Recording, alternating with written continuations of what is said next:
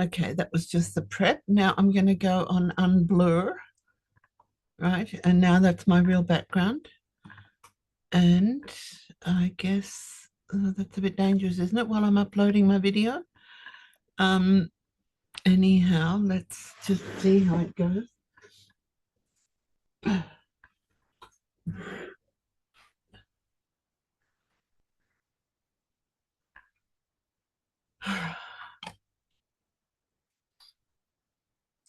So I better stop the recording and then start again, or else this is the full version that I'm. But okay, that's the question. I'm running my different YouTube channels, and the one is my Oz Lily one, which I'm now going to keep as my honesty, my comprehensive YouTube channel where I post my original stuff, and then on my Lily Gundaka I'll post my edited stuff where I'm consciously working on uh, attracting people or telling a story. And then, of course, there's the Women's Federation one. But okay, so what I want to do is, after I've posted this on live stream on Facebook, uh, post the edited version on my other YouTube channel. So now I've got to know, am I going to stop or am I going to click it and edit it afterwards? That's the question, isn't it? I can edit it actually. And from Facebook, I'll get the other version anyhow. So, how do I look? I can't see myself when I'm looking in the camera because when I'm looking at the screen, I only see. So that I've just changed from one screen to the other. So I'm in the process of uploading the Women's Federation annual gathering recap with the new soundtrack of Chopin instead of whatever it was before. So I'm going to go live because I want to live stream on Facebook and I haven't figured out a workbook on Meta. All right, so I'm on my Lily Gundaka.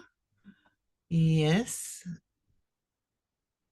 You previously logged into Zoom with Facebook. Live stream, continue as Lily. I don't understand the question. You previously logged into Zoom video live stream, prod, with Facebook. Would you like to continue? I don't understand. What are you asking me? Continue as Lily or cancel? I've already said I'll continue as Lily, right? And I spent a few minutes figuring out my profile. So Lily Gundaka's personal meeting room, Zoom meeting description on Facebook. Developments. Developments is the description. Choose where you want to post on my timeline, and you can see this public. And let's go live. Okay. Oh, okay. Why am I going from my other? Maybe that's why it showed me. Okay, I'm already going live. Good, but I just have to tell you what's going on in my mind because I'm a little bit confused. I have two profiles on my computer, one where I do Women's Federation stuff with my Women's Federation address, and it shows me a different Chrome background in green for Women's Federation. And then I've got my personal one where I have where I do all of my other stuff. So the reason I come live today is because I spent more than half an hour, I think, I don't know how long exactly, reading all the new terms and stuff because all I wanted to do was just go into Instagram and I wanted to post, no, I wanted to just read and see who's there and what's there. And the first thing that came up was the message. And I think I told you last week that Facebook is starting to charge and it would be €5.99. Was it €5 or $5.99 per account? And now Instagram tells me it would be $7.99. So I figure that's because I've got my Instagram account and my Facebook account. And in the account center, I've also set up Women's Federation. Originally, I set up Women's Federation Europe and Austria and set up originally, I don't remember whether it was groups or pages. I think it was groups originally, and then they abolished groups and then set up pages, and now they've reintroduced groups. Long history of Facebook going back over the almost decades. So now you may also be faced with the challenge of what's happening in Facebook and Instagram, and you can just continue using it as you have until now. When you click on continue using free, and when you want to use it for free, then you have the choice of having personalized ads or not. So if you don't say that you're going to continue using it for free, then you'll have to set up a payment system, and every month it'll be at least €5. And if you have composite accounts like me, because I do a lot of work for Women's Federation and try to set up some posting for Austria Women's Federation, UN Women's Federation, Europe Women's Federation, International Women's Federation, UN. Anyhow, these are all like separate entities, all areas of interest that I have. And occasionally I work on targeting and funneling some of this stuff into a particular direction.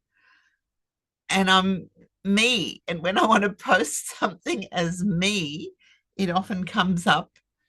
I think it was when I was trying to post something on Instagram and wanted to share it on my Facebook account. It didn't work simply because I had set up my account of Instagram with Women's Federation. So I know there are a lot of experts out there giving tutorials about how to have a professional, successful Instagram business.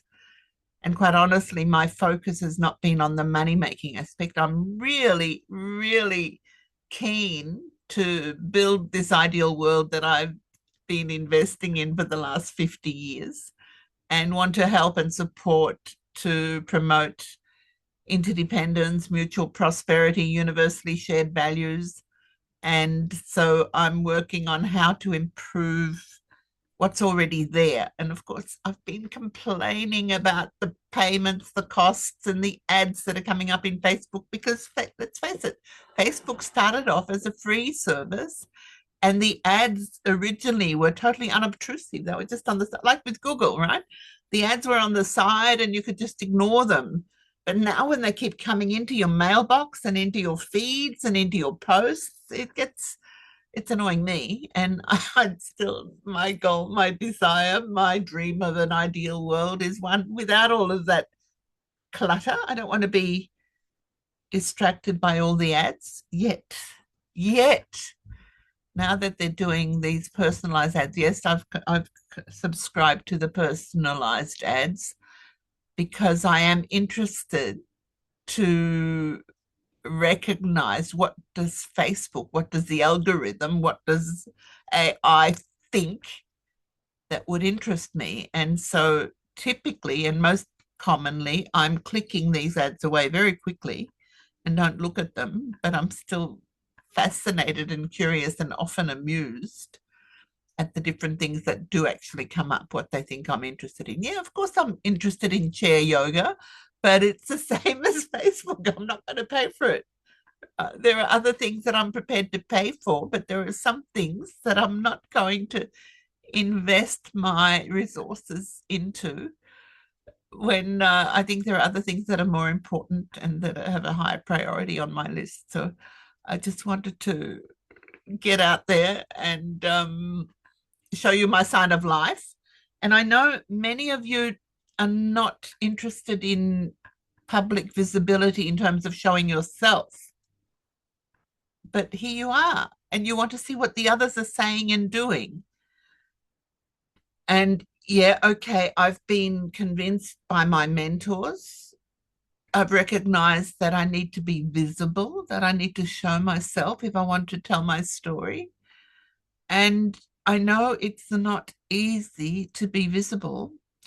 And one of the other things that has really been preoccupying me lately is this lifelong learning. There is really so much going on right now. I've also been listening to, yesterday it was Silke Schaefer. She's an astrologist, and her readings about the times that we're living in and the times of change and what just happened yesterday on the 19th of November with Pluto entering into the cosmic picture for the next 20 years.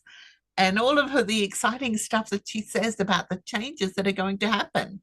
And it just gels and resonates with the other things that fit in with my spiritual life and my faith community and all sorts of other places. The influences, it's what did we talk about on Friday? Quantum entanglement. I really feel things coming together in a fascinating way. And that's another reason why I think it's important to be visible, because if you don't show yourself, who knows that you resonate with that? If you don't click like on my presentation now, then who's going to know? Yeah, well, maybe you don't want anybody to know, but hey, it has an effect. What are they with this theory of quantum entanglements? It's you've heard the saying that if a bicycle falls down in China, what has it got to do with me? Or that it creates an earthquake in Cuba or something. These a butterfly wing in Brazil will affect my life here. These little things, and it's fascinating when you recognize that your thoughts, your intentions, your ideas have an effect. When you think positively, your health will improve. If you've got cancer and you've had other health issues, and believe me, I've had a lot of health issues. It really hurts when people say, well, you are responsible for your own health and you created your own situation. And it's really hard to believe. And from the principal point of view, I've come to recognize there's also a lot of ancestral influence. And now we know about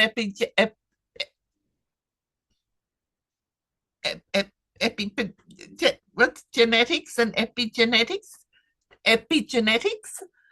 that we do have the DNA from our ancestors, and yet we can influence whether the genes turn on or off. So if I've got a breast cancer gene, it doesn't automatically mean I'm going to get breast cancer. A lot of my physical and even mental environment is going to influence whether that gene materializes in breast cancer or not. So if you've had breast cancer, I'm deeply moved and really want to support in a way to recognize how we can support one another with positive energies. But yeah, there's just so much more to it that we don't see, that we don't understand. And believe me, I've got my health issues. And so, yeah, like I said, when somebody says, well, what did you like the course I did 3 or 4 years ago, thinking into results, that what you think is what you get, what you believe in is what your self-fulfilling prophecies. If you believe it's going to be terrible, it's going to be terrible. And if you believe it's going to be great, you can make it great. These are the things that I'm preoccupied with right now. There's a lot of things going on. This is not my favorite time of year as it gets darker and darker here in the Northern Hemisphere. But in the Southern Hemisphere, it's getting lighter and lighter and lighter and warmer and warmer and warmer. So there's something good going on always. And there's always something good going on somewhere. And there'll be something good going on everywhere sometime, right? So, like John F. Kennedy said, you can fool or please some of the people some of the time, but you can't fool all of the people all of the time. So, have you been entertained? Even if it was just that, I'm yeah, I'm not saying I'm here to entertain you, but I have a conviction that it is important to communicate, and that we're living in fascinating times, and we will be more effective when we recognize how we can cooperate with one another. And sometimes it really is just that click, that like, that share, that comment on social media that can make that difference, that can send your message or my message or our message a little bit further. So think about it. What's your message? What's your goal? I'm spewing optimism. there's a better German word for it, and I couldn't think of a better English word. I'm living in a German speaking country and my mind is still dominated by English speaking thoughts, but I'm not surrounded by English speaking people anymore. So it's challenging. And yet, in this day and age, people are living in environments where they're constantly changing. And I mean, here in Austria, there are so many people that come from all over the place. I mean, this is a seat of the United Nations, so there are people from over 180 countries living and working here.